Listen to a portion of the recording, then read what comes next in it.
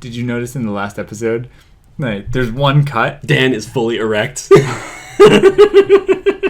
Whole episode. So weird. At one point, he rests his beer on his dick. I didn't even notice it while we were filming. It's the craziest thing. You go back and do the edit, you notice all kinds of shit.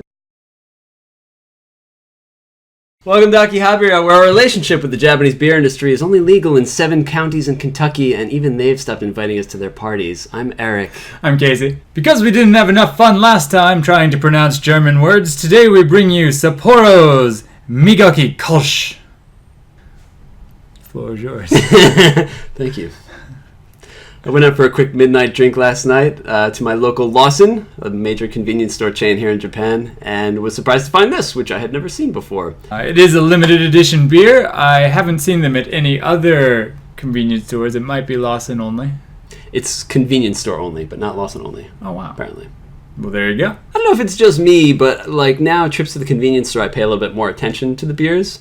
And this time of year, right, we're filming this in late August, almost September now. You're starting to see the autumn seasonal beers, which you get every year, come out. There's so many already. Right. Yeah. But in addition to that, there's like stuff like this where it's not just seasonal versions of lagers. You're seeing like the Marzen come from Suntory. You've got the Kolsch from Sapporo.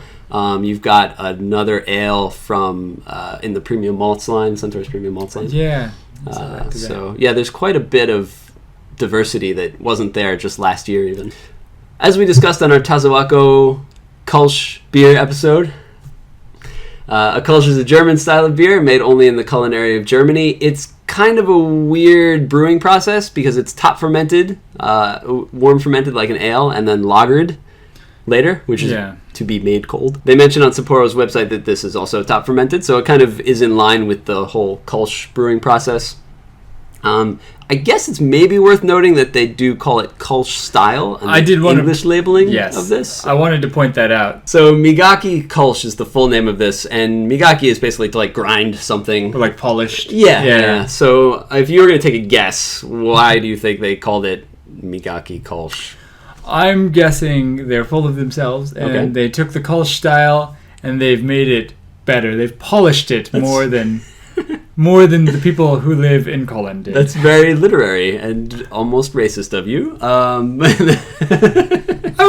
think this is the one time I'd say I'm not being racist. Okay. The difference between barley or wheat and malt is that if you just use barley or wheat, you don't really get a good beer because it's lacking some sort of compound that doesn't ferment. So it doesn't ferment. Yeah.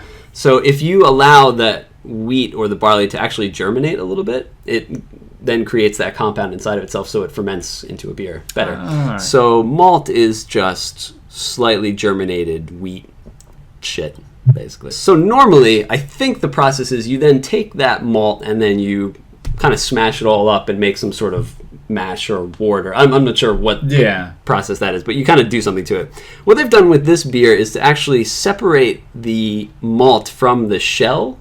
Like sort of, if you imagine like a malt, it sort of looks almost like seeds, like sunflower seeds or something. It's got kind of a hard shell and then the middle bit.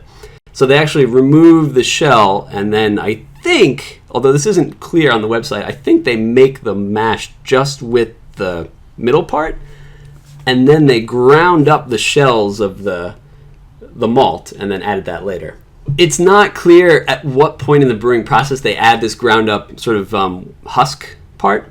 If it's like before the fermentation or if it's sort of a flavoring afterwards, it's not really clear, but that's kind of the claim to fame. Is like we've taken this Kolsch style and, like you were saying, we've gone one step further, removed the malt from the husk, and then ground the husk up and added it later.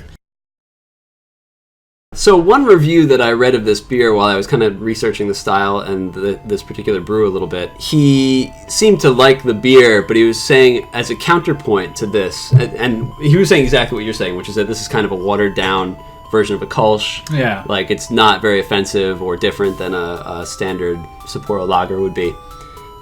He put the counterexample of Sapporo's White Belg, which we have not reviewed yet. The White Belg is one that has stuck around for a long time.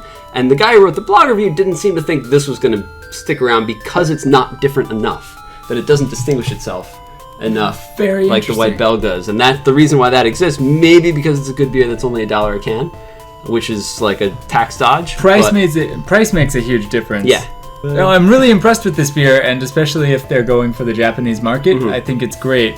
But I think that guy brings up a really good point. That is not different enough. It doesn't differentiate itself that much. Yeah.